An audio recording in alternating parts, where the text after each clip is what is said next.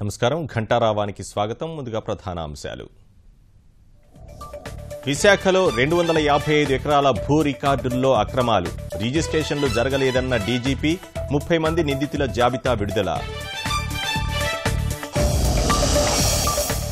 కలహాలతో విజయవాడలో ఓ కుటుంబం ఆత్మహత్యాయత్నం ముగ్గురు మృతి ఒంటరైన 2 చిన్నారులు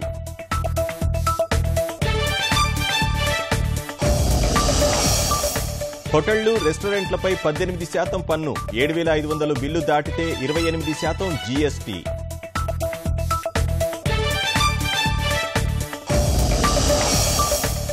రాష్ట్రపతి అభ్యర్థి ఎంపికపై భాజపా తీవ్ర కసరత్తు రాజకీయాలకు చెందిన వ్యక్తే ఉంటారన్న వెంకయ్య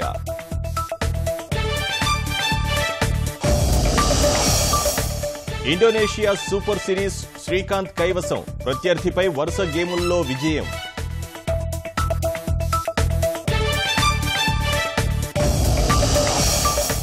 ఛాంపియన్స్ ట్రోఫీ ఫైనల్లో బౌలర్ల ఘోర వైఫల్యం భారత్కు 339 పరుగుల లక్ష్యం నిర్దేశించిన పాకిస్తాన్